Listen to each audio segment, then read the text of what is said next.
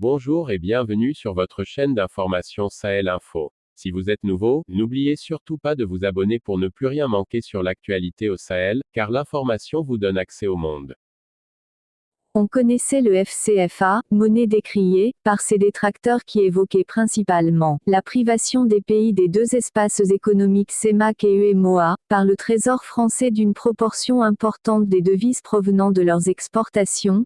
Depuis le 9 janvier 2022, à travers les sanctions prises contre le Mali, les plus de 200 millions de population de ces deux espaces communautaires savent désormais qu'on peut utiliser leur monnaie pour les étouffer. On connaissait la banque centrale qui vole au secours de l'économie, on ne connaissait pas la banque centrale qui asphyxie l'économie. Par cette décision historique, la BCEAO est entrée dans l'histoire monétaire du monde. Si elle voit le jour dans les conditions actuelles, la future monnaie ECO de la CEDEAO serait pire que le FCFA. Le FCFA est devenu une arme dangereuse. Dans l'émission Écho d'ici, Écho d'ailleurs de RFI, du 30 décembre 2015, le professeur Kakoen Ubupko, économiste, a avancé le chiffre de 14 000 milliards le montant des stocks de devises des pays de la zone franc, détenus par le Trésor français, 8 000 milliards pour la CEMAC et 6 000 milliards pour l'UEMOA. Cette manne financière serait même prêtée aux mêmes pays avec intérêt.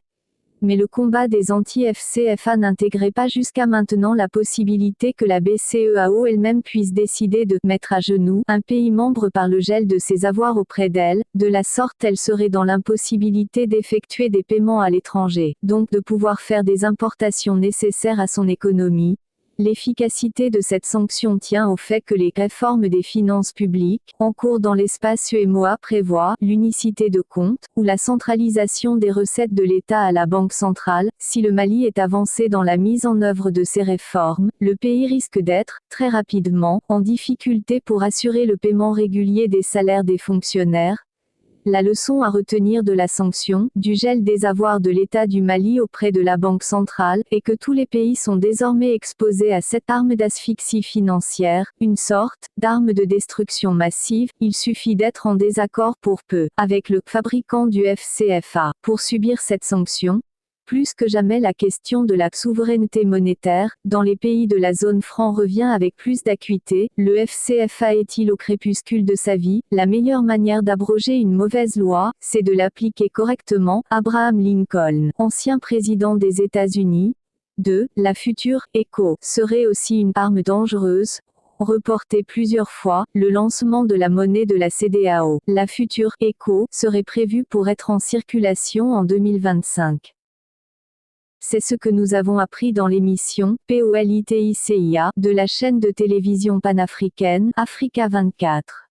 Dans la foulée des mesures de relance économique post-Covid, la CEDEAO a mis en place, sur financement de l'Agence française de développement (AFD), le projet vers une transition économique durable des États de la CEDEAO. Ce projet s'étend sur 10 ans allant du 28 juillet 2020 au 28 juillet 2030 pour un montant de 50 400 000 €. La France serait ainsi au cœur du dispositif de la monnaie ECO. Le Royaume du Maroc est candidat non seulement à l'entrée dans la CEDEAO, mais aussi à adhérer à l'ECO et siéger au conseil d'administration. Dans une émission sur la chaîne de télévision ivoirienne, Business 24, d'éminents économistes et experts ivoiriens ont débattu de cette candidature pour une adhésion à la CEDEAO. Au final, la probabilité est forte que les pays de la CEDEAO n'aient pas le contrôle de la future monnaie ECO et qu'elle soit battue dans les mêmes conditions que le FCFA. Encore des Africains qui se mettent volontairement la chaîne de l'esclavage au cou et à celui des générations futures, se font dans un cadre de coopération bilatérale et de coopération multilatérale. Notre pays a posé les jalons de son développement économique et social à travers la coopération bilatérale. La coopération multilatérale, connue sous le nom de communautés économiques, sont des communautés de marché destinées à l'écoulement, dans des conditions plus faciles, des marchandises et fabrications et industrielles. En langue bamanan, un proverbe dit « à force de jeter le crapaud pour bien l'éloigner, il tombe finalement dans l'humidité ».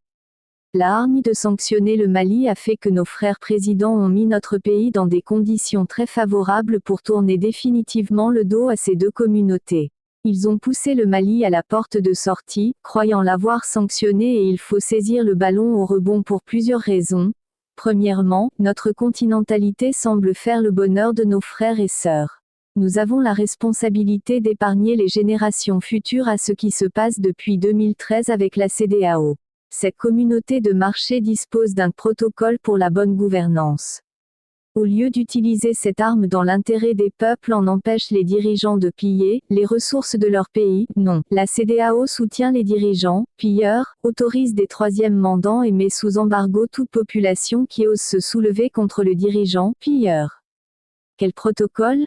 Deuxièmement, la volonté clairement affichée de nous détruire avec l'arme monétaire. Inutile de parler de légalité, de légitimité, de disproportionnalité des sanctions contre le Mali. Les sanctions politiques visent à assommer, voire anéantir l'adversaire. Troisièmement, la coopération multilatérale, une fois de plus, sont des communautés de marché. En plus de 45 années de communauté économique, quel bilan pourrait-on dresser ? Les échanges intracommunautaires n'ont jamais dépassé les 15%. Pour qui donc ? Le marché est donc organisé ? La CEDEAO a même élaboré en août 2006, un instrument, politique et mécanisme de la CEDEAO sur la réduction des risques et des catastrophes. 15 ans après sa mise en place, quel est son bilan ? Nos populations meurent par dizaines chaque année, envahies par des inondations, des tornades et autres catastrophes. Finalement, les communautés économiques africaines semblent utiliser leur marché pour lever des fonds auprès de grands pays riches. Pour quelle finalité ? Il n'y a pas plus esclave que celui qui pense que son avenir est dans les mains des autres. Il ne faut pas avoir peur de quitter ces communautés de marché au profit de la coopération bilatérale. Nous y sommes depuis 45 ans, chacun peut établir son petit bilan. Quatrièmement, le Mali a des expériences en matière de souveraineté monétaire. Cette monnaie est disponible en coupures et en pièces. Ce n'est pas tous les jours qu'on assiste à la création de monnaie. Nous avons la chance que des femmes et les hommes qui ont vu naître le franc malien, assurer sa gestion du 1er juillet 1962 jusqu'au retour dans la zone franc en 1984 sont encore là. Avec de brillants jeunes économistes monétaristes et autres spécialistes, notre pays n'aurait certainement pas beaucoup de difficultés à remettre en circulation cette monnaie aux caractéristiques techniques et financières avérées déjà disponibles. En conclusion, il est très important de rappeler que les communautés économiques sont des instruments de l'économie libérale, sur lesquels il ne faut pas s'attendre au miracle. C'est une illusion de croire qu'on est condamné en les quittant. Ce sont les coopérations bilatérales qui ont toujours constitué le socle du développement des pays. Il est plus profitable de développer la coopération bilatérale de bon voisinage et de la coopération bilatérale avec d'autres pays que se lier pieds et mains dans des communautés qui nous apportent peu et qui nous humilient au gré des événements. Certes, notre pays a eu le soutien fraternel des populations africaines et de nombreux pays. Mais l'arbre ne doit pas cacher la forêt. C'est utopique de croire que d'autres personnes viendront faire le bonheur des Maliens à leur place.